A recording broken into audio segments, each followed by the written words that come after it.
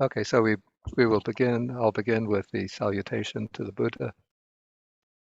Namo tassa bhagavato arahato samma sambuddhassa. Namo tassa bhagavato arahato samma sambuddhassa. Namo tassa bhagavato arahato samma sambuddhassa. Okay, this evening I want to speak about some general features relating to the practice that we've undertaken today and over the next few days, which is the practice of satipatthana, and which has been elaborated by the Buddha in the famous Satipatthana Sutta, and also in a group of suttas that have been collected in the Samyutta Nikaya into one chapter called the chapter on Satipatthana. And the word Satipatthana, grammatically, it's a compound of the word sati, which means mindfulness. And then the second part of the compound is a bit ambiguous. There's two ways to interpret that word.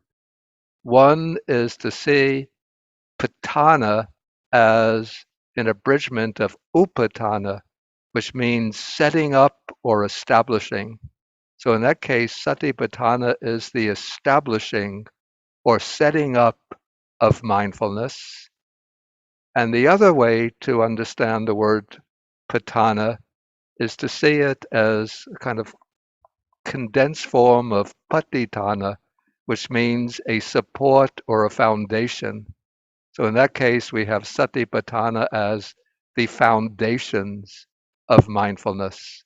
So both interpretations are possible, and translators have used one or another of those renderings, either the establishment of mindfulness, or the four ways of establishing mindfulness, or foundation of mindfulness, the four foundations of mindfulness. And when the Buddha begins the Satipatthana Sutta, he uses the expression a kaya no muggo. And that expression has sometimes been translated as this is the only way, or this is the sole way, or I've even seen a translation, this is the one and only way. But I think that translation is not correct. The word ekayano is a compound of eka, which means one, and a word ayana, which means going. And then we have the word muggo, which means path. So I understand a kayano muggo to be a path going one way, a path going in one direction. Or if we use modern terminology, we could say it's a one-way street.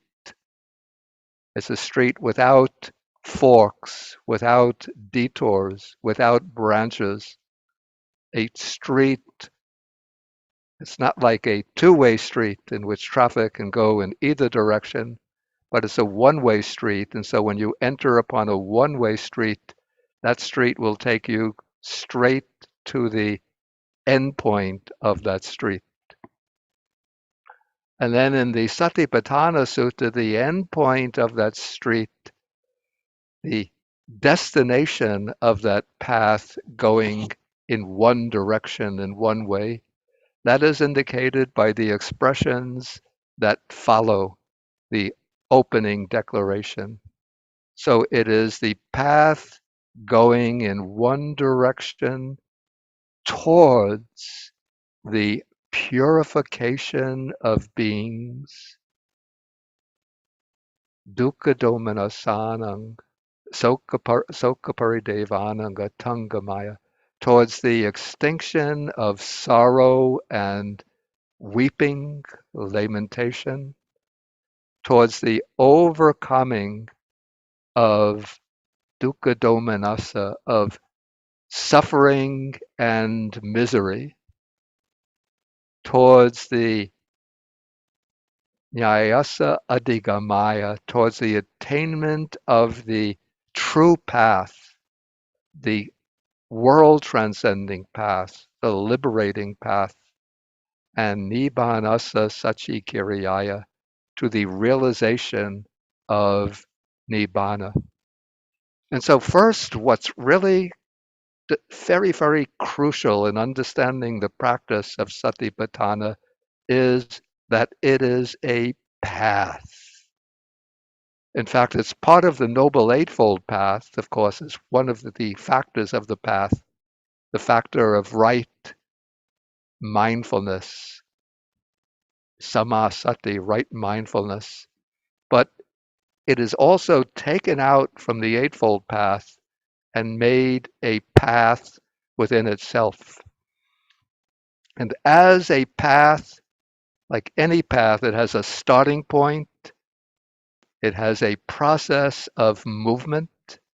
One moves from the starting point along that path, and it's a path that has a goal or a destination. And the way I would see it, the starting point for the practice of satipatthana, the foundations of mindfulness, the development of mindfulness, is us, ordinary human beings immersed in the, you could say, the ocean of dukkha, the ocean of suffering, bound in the cycle of repeated birth and death, with minds governed and dominated by all of the defilements. And so without satipatthana, or without the Noble Eightfold Path, without the light of the Buddha Dharma, we just remain immersed in this ocean of becoming, in this round of becoming, in which we might experience some pleasure, success, enjoyment, some meaningful accomplishments, but ultimate, the ultimate result of our life, the ultimate culmination is in repeated encounters with sorrow, with grief, with suffering. The suffering of encounter with what we don't like, suffering of separation from those that we love, from things that we like, the suffering of not being able to fulfill our desires. And so we start off immersed in this, you say, the swamp of suffering, the ocean of suffering, or the swamp of defilements. And so what keeps us trapped within this ocean, which keeps us sinking in this swamp, are the defilements of the mind. And to beyond this ocean of suffering, beyond the swamp of defilements, there is the far shore, what we call the para, the beyond, the further shore, which is nibbana, the state of liberation. And our goal as followers of the Buddha's teaching is to cross this ocean of dukkha and arrive at that secure, sorrowless state beyond the round of repeated becoming. That is to arrive at the ultimate goal, which is nibbana. And sorry, we're getting the echo again. Okay. Okay, so the purpose for the Buddha's arising in the world, the sort of fulfillment of his mission, inspired by his great compassion, by his practice over countless lives of fulfilling the paramitas or spiritual perfections, is to discover, to realize in its fullness the path to liberation and to make that path known to the world. And so the path in its fullness is enunciated and elaborated as the Noble Eightfold Path. But we could say that the core practice really at the heart of the Noble Eightfold Path is the practice of satipatthana, the practice of the foundations of mindfulness.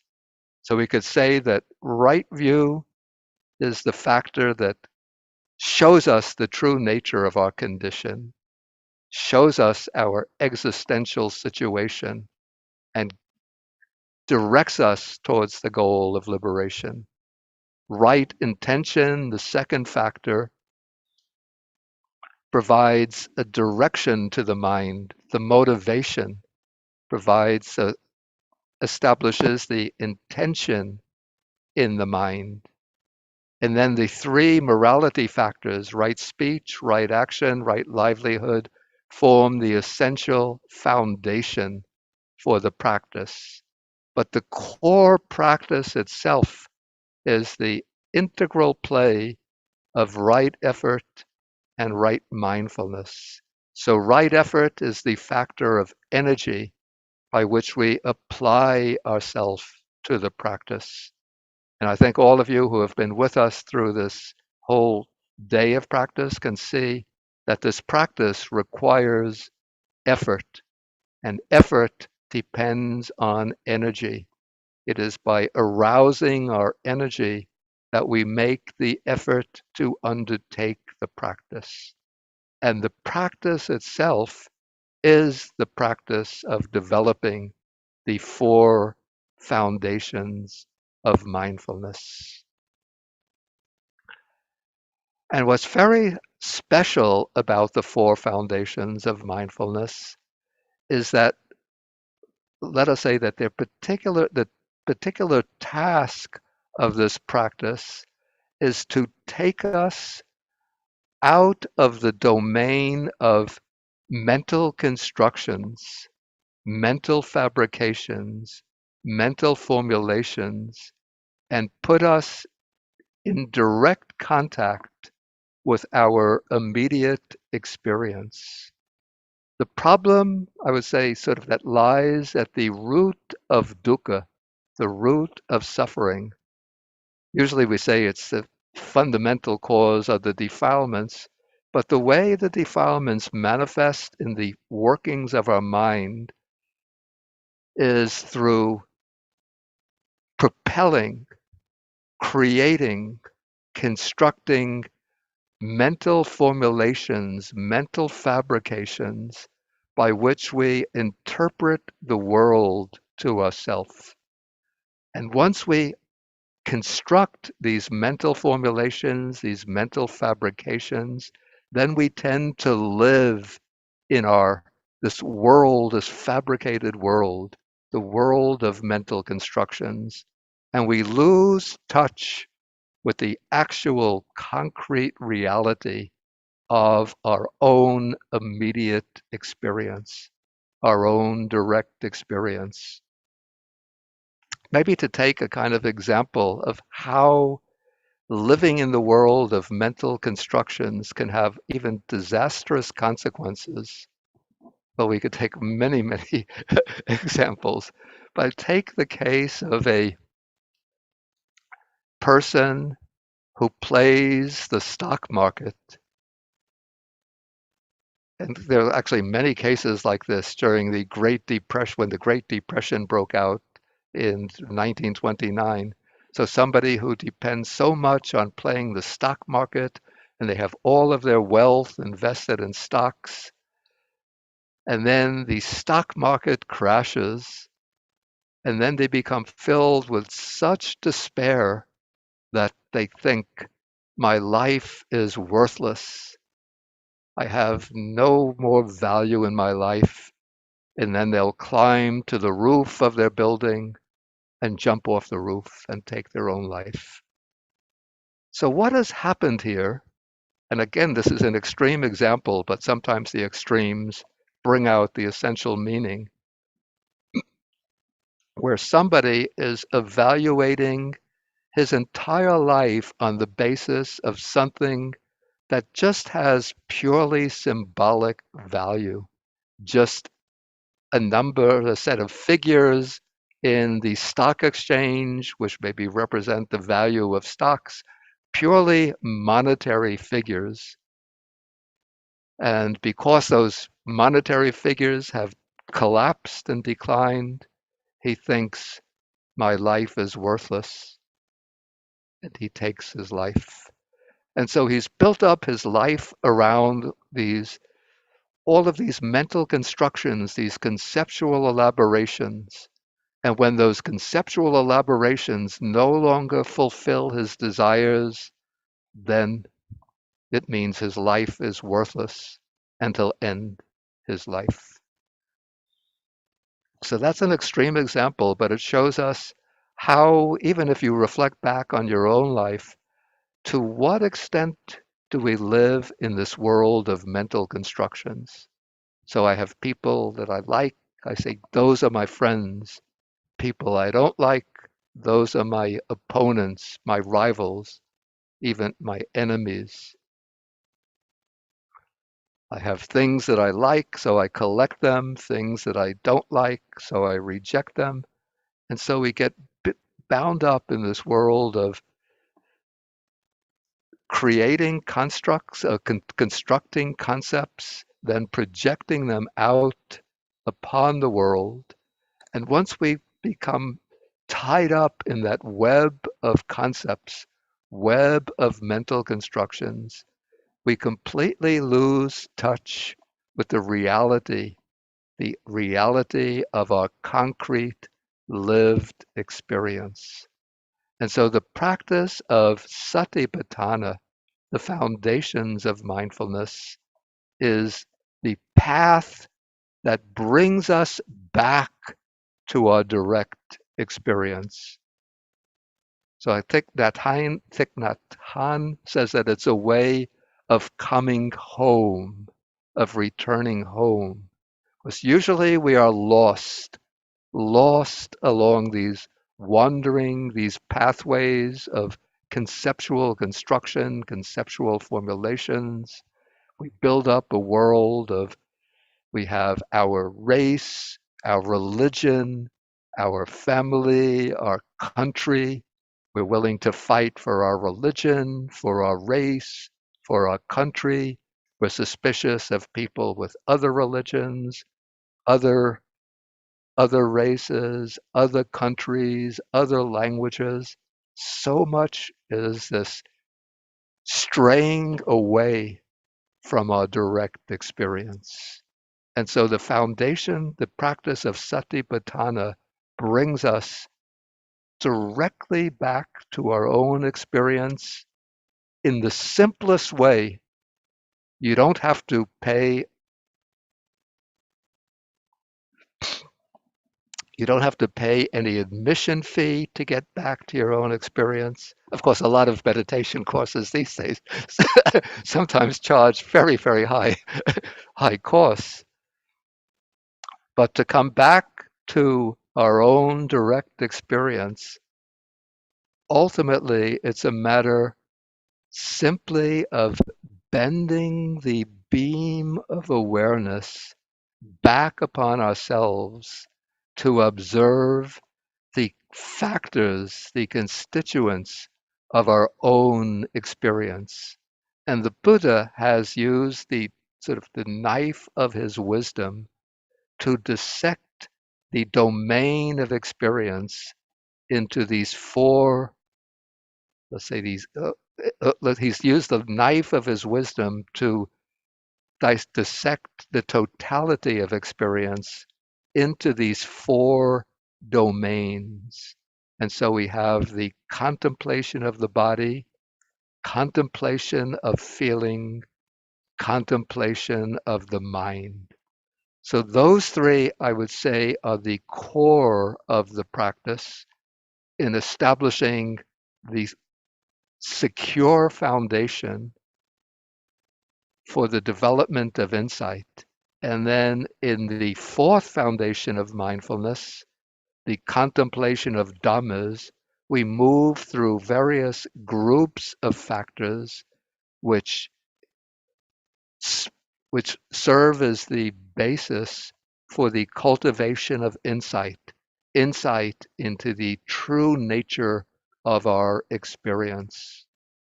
And so in this retreat, we will be focusing primarily on two of the foundations of mindfulness. And so we work with the contemplation of the body and contemplation of mind. And out of the various exercises in contemplation of the body, we've taken one as our method of practice, as our subject of practice. That subject is mindfulness of breathing. And today we've been using the elementary or let's say, the introductory section of mindfulness of breathing, where we are attentive to the in breath and the out breath, trying to follow each in breath, each out breath through the full extent of the in breath and out breath. Tomorrow we'll be moving to an more expanded method of practicing the mindfulness of breathing, where we start to explore the entire body with the mindfulness of breathing as the root or the foundation for that practice. The other foundation of mindfulness that we'll be practicing is contemplation of the mind, which we take up on the third day. So somebody might ask, well, what about contemplation of feeling? Because the number of days that we have for this retreat is limited, so I didn't devote a particular section or a particular day or period to contemplation of feeling, but we can bring in contemplation of feeling incidentally, sort of as a subset or a corollary of contemplation of the mind.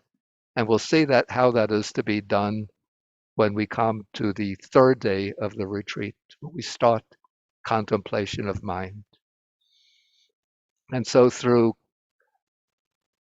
and it's quite significant to note that in the four foundations of mindfulness, though the ultimate aim is to see into the nature of phenomena and remove the distortions of thinking and perception that close off the real nature of phenomena from ourselves. So that is the ultimate practice in the foundations of mindfulness. But the Buddha begins the four foundations of mindfulness with contemplation of the body.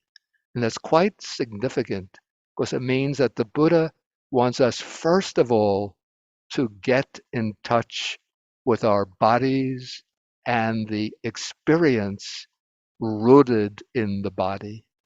This body is the sort of the basis of the six or five of the physical sense faculties through which we experience forms through the eye, sounds through the ear, odors through the nose, taste through the tongue, and touch sensations through the physical body. And then through the mind, we contemplate thoughts, emotions, feelings, and so forth. And normally, the mind gets lost amongst the domains of sensory experience. It gets lost amongst the sense objects. And the mindfulness of the body is the way of bringing the mind back from its infatuation with the objects of the senses, from its pursuit of the objects of the senses, bringing it back to a recollection of the physical nature, the physical basis of all of our experience. There is a sutta, it's in the Samyutta Nikaya,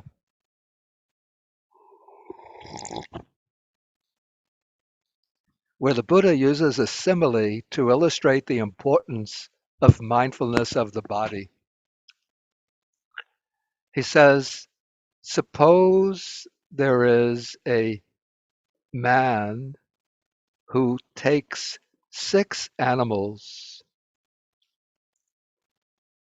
I don't remember what they all are, a monkey, a dog, a jackal, a snake, a bird,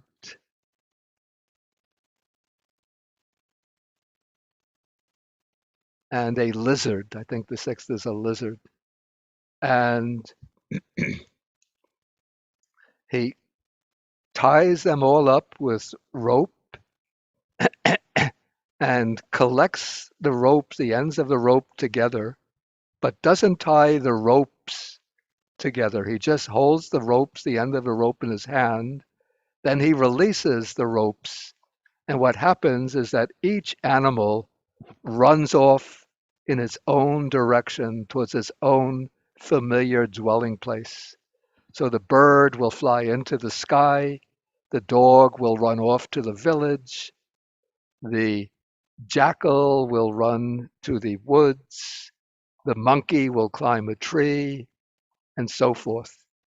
And so, without mindfulness, the Buddha says, each of the senses on its own accord runs off to its own specific sense object. But then the Buddha says, suppose the man collects again these six animals, takes the ends of the rope,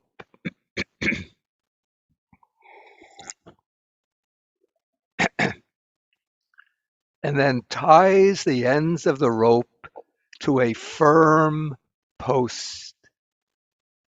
Okay, then he releases the ropes, and then the animals will try to run off, each to its own familiar abode.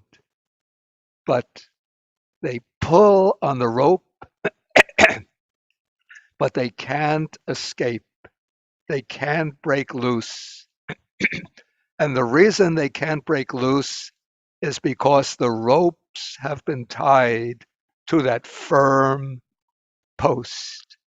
And so after a while, the six animals, each of the six animals will become tired, and then they lie down or sit down close to that pillar, close to that post. So the Buddha says that that post represents mindfulness of the body. And the six senses normally try to run off to their own objects. But when we develop mindfulness of the body, then the senses, including the mind base, the mind sense, are not able to run off to their objects, but the mind settles down and becomes still, quiet, and settled. So for this reason, we take mindfulness of the body as the foundation of our practice, and we use mindfulness of breathing as the way to develop mindfulness of the body. Okay, so maybe this will do for my introductory talk, and then we have about 10 minutes for questions.